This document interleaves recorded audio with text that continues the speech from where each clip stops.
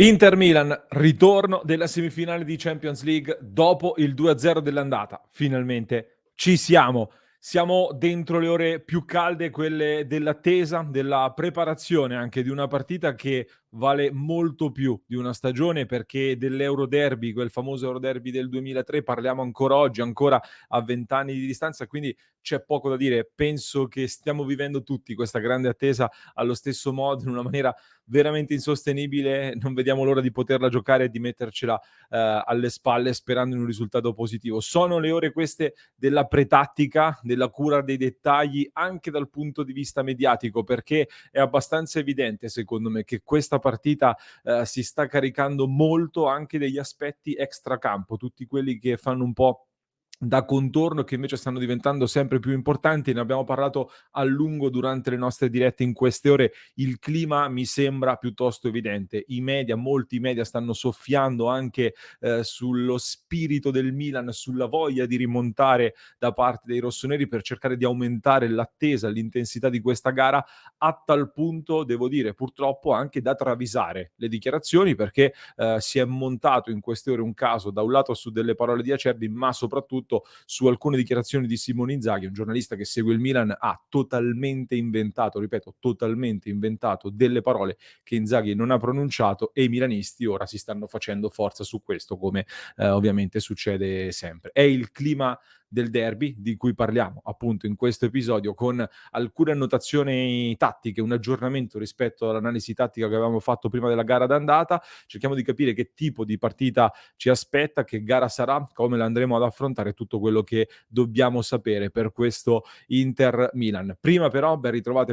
amiche ed amici passioni interisti in questo nuovo episodio. Vi chiedo subito di lasciare un bel mi piace se non lo avete ancora fatto, e di iscrivervi al canale per sostenerci e non perdervi neanche uno dei nostri appuntamenti speciali in vista di questo Euroderby che vivremo sempre di più tutti insieme. Saremo in diretta come ogni giorno anche alle 19:30, alle 22 nel club di Passione Inter come ogni lunedì sul nostro server Discord su passioneinter.club per entrare a far parte, e poi lunga maratona nel giorno della partita a partire dalle ore 17 per commentare insieme poi tutta la gara fino a tarda notte.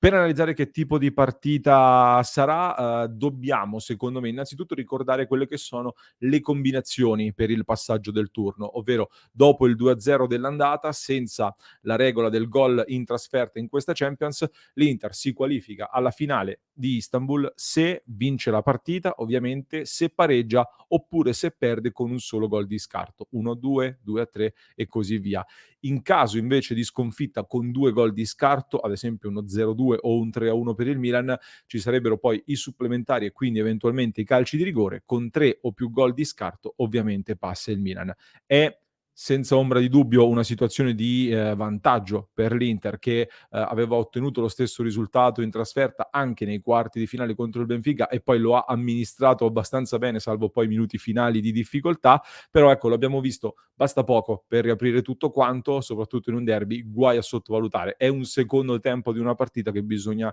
affrontare con la tensione giusta, non esagerata ma giusta. Da questo punto di vista quindi ho ascoltato le parole poco fa sia di Inzaghi ed Acerbi da una parte per l'Inter, sia di Pioli e di Tonali per il Milan dall'altra parte. Non vi sto a ribadire quelle che sono state le dichiarazioni, perché potete recuperare le conferenze, trovate sul nostro sito passioninter.com tutte le altre notizie e l'approfondimento con il testo integrale delle conferenze stampa, appunto, che potete rivedere lì. A me interessava innanzitutto avvertire un po' le sensazioni dallo spogliatoio Inter. Mi interessa riportarvi il fatto che almeno dal mio punto di vista, ho visto un allenatore, un Inzaghi super concentrato, cattivo agonisticamente parlando al punto giusto, e questa cosa devo dire mi ha rassicurato molto sul tipo di gara che posso aspettarmi in questo Inter Milan. La stessa cosa per me vale per Acerbi al suo fianco, scelta non casuale secondo me quella di portare Acerbi accanto ad Inzaghi, perché Acerbi è un fedelissimo, non parla in maniera banale, tant'è che ad una domanda, se non sbaglio, gliel'ha formulata il nostro amico e collega Michele Borrelli, che è stato ospite spesso qui da noi. Acerbi ha risposto in una maniera forse anche un po' troppo sincera, a cui non siamo abituati in questo mondo di dichiarazioni precompilate, prestampate, e per me molti, come dicevo, stanno un po' travisando anche questo suo messaggio, perché Acerbi, parlando della partita di domani e quindi anche di un eventuale bilancio su questa stagione, in sostanza dice che, scusate la parola, però cito testualmente per essere corretto: "Se si esce, dopo il 2-0 dell'andata sarà una stagione di merda". E allora giù di commenti sul fatto che la stagione è pessima, solo la Champions può salvarla, tantissimi che quest'anno, durante tutto l'anno, hanno dato contro questa Inter, l'allenatore eccetera, hanno colto l'occasione per andare ulteriormente contro. In realtà secondo me, intanto bisogna vedere subito che Acerbi si è corretto e ha girato un pochettino questo tipo di discussione. In ogni caso, però, secondo me il senso, se ascoltate bene e seguite il discorso che fa e come lo dice, è molto più semplice. In realtà dice molto semplicemente che se dopo il 2-0 dell'andata perdi ed esci, sarà una figuraccia e mediaticamente anche ti attaccheranno, ed è abbastanza comprensibile come discorso, anche se per me dice semplicemente che si fa una figuraccia se si esce, come ripeto, comprensibile per me. Comunque, la parte però che mi ha dato più fastidio tra queste conferenze stampa, secondo me, arriva dall'altra sponda, cioè a Milanello, perché un giornalista, dicevo, di sana pianta ha completamente inventato che Inzaghi, diciamo, avrebbe non gradito la designazione di un arbitro francese, Clément Turpin, di cui abbiamo parlato sul nostro sito passioninter.com. Non la gradisce Inzaghi perché nel Milan ci sono 4 francesi. Tonali su questo fa una battutina un po' da fenomeno, Pioli ha fatto delle facce come ad intendere: "Ma Inzaghi piange sempre mentre io no", come se tutti noi ci fossimo dimenticati la sua frase sulle cose che devono succedere, che non sono mai successe, oppure i 7 minuti della gara d'andata. A me fa molto arrabbiare perché Inzaghi questa cosa non l'ha detta, però i tifosi in chat si sono fomentati su questo. Inzaghi piange, allora ce l'hanno con noi, il Milan deve fare di più,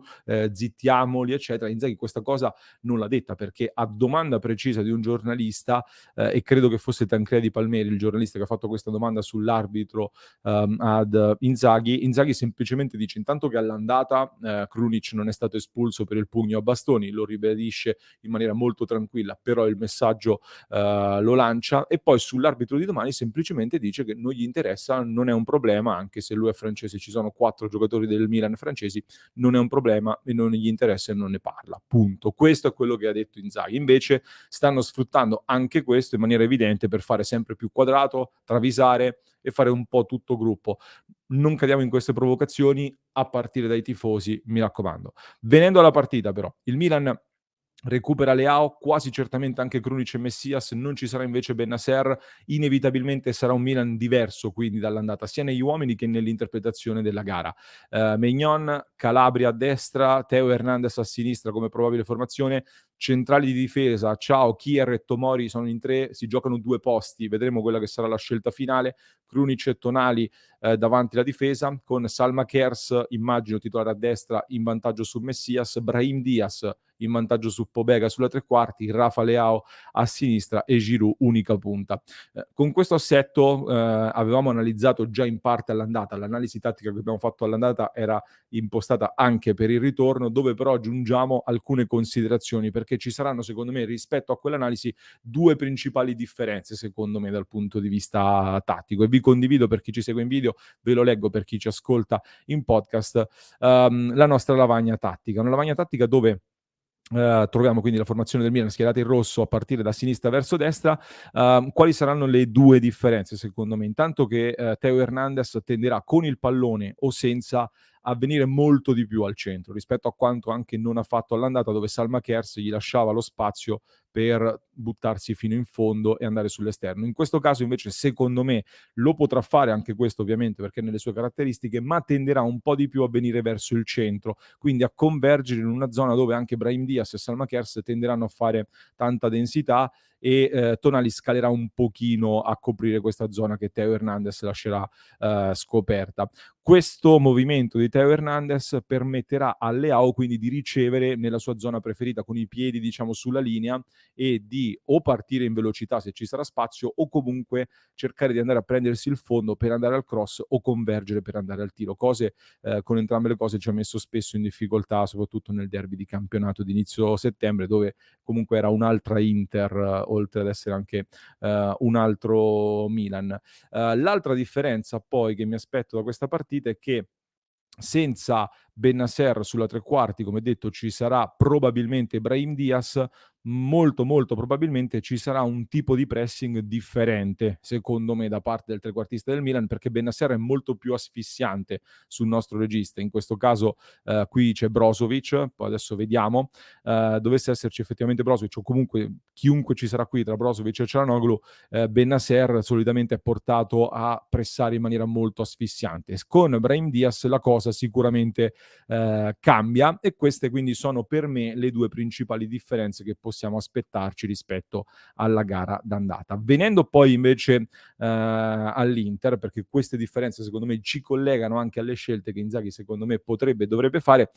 tutte a disposizione intanto per Inzaghi ad eccezione di Skriniar, come sappiamo, Onana in porta, Darmian, Acerbi e Bastoni in difesa, Dumfries a destra, Di Marco a sinistra, in mezzo attenzione, attenzione, perché in questo momento, correggo, anche qui avevamo segnalato Çalhanoğlu, avevamo segnalato Brozovic, ma in realtà al momento in vantaggio ci sono Barella, Çalhanoğlu e Mkhitaryan, che di fatto è il centrocampo titolare dell'Inter di Inzaghi, con il consueto ballottaggio aperto, Çalhanoğlu, Brozovic, di cui si parla sempre, uno dei due. La sensazione però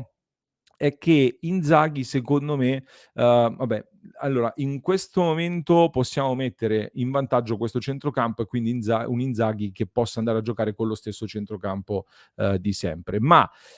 io tengo aperto un ballottaggio diverso, perché con un trequartista del Milan che, come detto, può fare meno pressione, c'è più spazio per ragionare, c'è più spazio quindi anche per gestire il pallone, e c'è più bisogno secondo me di un equilibratore, perché con Leao, Brahim, Salmakers e Giroud sono 4 giocatori offensivi, con un Bennacer che invece era un pochino più centrocampista. Per cui io non scarterei la possibilità di vedere Barella con Brozovic regista e Çalhanoğlu a sinistra al posto di Mkhitaryan, per intanto fare da doppio playmaker insieme a Brozovic in una gara in cui il Milan potrebbe essere tendente a tenere di più il pallone, cerchi di bilanciarlo con due giocatori da possesso che possono appunto tenere di più il pallone ma anche andare verticali all'occorrenza. Sia Brozovic che Çalhanoğlu possono farlo. In più Çalha ti garantisce a livello difensivo qualcosina in più rispetto ad un Mkhitaryan che ha giocato ad alta intensità anche sabato col Sassuolo, e qualcosina dietro secondo me concede sempre, nonostante stia migliorando molto nel recupero palla quando gioca alto, nella verticalizzazione immediata dopo aver recuperato palla alto. E magari poi diciamo Mkhitaryan potrebbe essere un'arma a gara in corso per provare anche a spaccare la partita in corso. Per me questa non è una soluzione da scartare, perché anche Salmakers dalla destra può convergere molto, anche se lui è destro, però ha anche questo movimento a convergere verso il centro per poi aprirsi le linee di passaggio. Ci sarà molta densità in mezzo, e quindi attenzione a questa possibile soluzione. In attacco sembra scontato poi che vedremo Dzeko e Lautaro Martinez con un'interpretazione molto simile a quella che abbiamo visto all'andata, cercheranno di liberarsi alle spalle dei due centrocampisti che si alzeranno molto, quindi l'Inter tenderà di attirare il pressing del Milan per andare poi a pescare soprattutto Dzeko tra queste linee, un Dzeko che poi avrà come sempre le scelte di passaggio, se appoggiare sulla mezzala, sul Di Marco che rincorre da sinistra, andare di prima se c'è lo spazio per Lautaro Martinez che dovrà scappare alle spalle del difensore, oppure scaricare anche a destra dove Dumfries e Barella sono sempre prontissimi a farsi trovare pronti. In particolar modo Dumfries, che all'andata ha annullato Teo Hernandez, e ancora una volta anche qui sarà molto molto importante, perché la catena di destra sarà sicuramente la più sollecitata e una delle grandi chiavi di questa partita, perché la fascia sinistra del Milan è nettamente la fascia più forte, e non a caso secondo me Inzaghi ha fatto rifiatare proprio Barella e Dumfries contro il Sassuolo, perché saranno fondamentali per creare una gabbia, ma non tanto dal punto di vista di un atteggiamento difensivo, passivo di Barella, Dumfries e Darmian che si bloccano per contenere le Tonali e Teo Hernandez, ma più che altro proprio per tamponare la loro spinta da quella parte e contrattaccare, quindi frenare attaccandoli, perché per il resto Inter e Milan si conoscono ormai davvero alla perfezione. 8 derby credo siano stati già giocati in questi 2 anni, quindi 3 derby ravvicinati nel 2023. ognuno sa le principali armi dell'avversario, eccetera. Le variazioni rispetto allo schema tradizionale ci saranno, magari qualcosa di nuovo sulle palle inattive, come c'è stato all'andata, come ha raccontato Dzeko in occasione dell'azione che ha portato al primo gol di Dzeko appunto, e poco altro secondo me, altrimenti non credo che le squadre potranno snaturarsi proprio a questo punto. Non credo quindi che l'Inter farà una partita puramente attendista e di ripartenza, perché non è nelle caratteristiche dell'Inter, è più portata a giocare e fare anche la sua partita. Certo che le ripartenze sono uno degli elementi forti della nostra Inter, ma la difesa ad oltranza non fa parte di questa Inter. Molti mi hanno detto però contro il Porto lo abbiamo fatto. L'Inter che affrontava il Porto era un'altra Inter, con un'altra fiducia, un altro momento, ci sono molte altre cose. Per me la vera svolta dell'Inter c'è stata con il Benfica, che è entrata in un'altra dimensione, e dobbiamo fare riferimento più a quella partita piuttosto che a quella con il Porto. Poi ovviamente mi aspetto un Inter con un po' meno controllo del pallone, perché spetta a loro provare a ribaltarla e lo faranno fin dai primi minuti. L'Inter dovrà trovare il giusto mix tra il non sentirsi già in finale e allo stesso tempo non farsi venire un po' il braccino. È una partita da testa fredda e cuore caldo, ha detto mister Inzaghi in conferenza. Non posso che essere d'accordo, oltre che fiducioso, perché io credo anche che Inzaghi abbia impostato il doppio confronto, la doppia partita su questo tipo di diciamo di andamento. Quindi avevano impostato il primo tempo d'assalto nella gara d'andata, cercare poi di contenerla e magari chiuderla. Comunque si confidava nel fatto di poter vincere l'andata e gestire il ritorno. Per cui sono molto, molto fiducioso in vista di questo ritorno che dovremo vivere insieme. Spero che lo farete con noi iscrivendovi al canale. Fatemi sapere nei commenti quali saranno secondo voi i duelli chiave e quali possono essere i giocatori più importanti, che tipo di gara vi aspettate anche da questo punto di vista. Ci vediamo poi in diretta alle 19:30. Vi lascio in descrizione un nuovo approfondimento, un altro approfondimento da recuperare per chi ci ascolta in podcast, link in descrizione. Per chi ci segue da YouTube vi basta cliccare qui.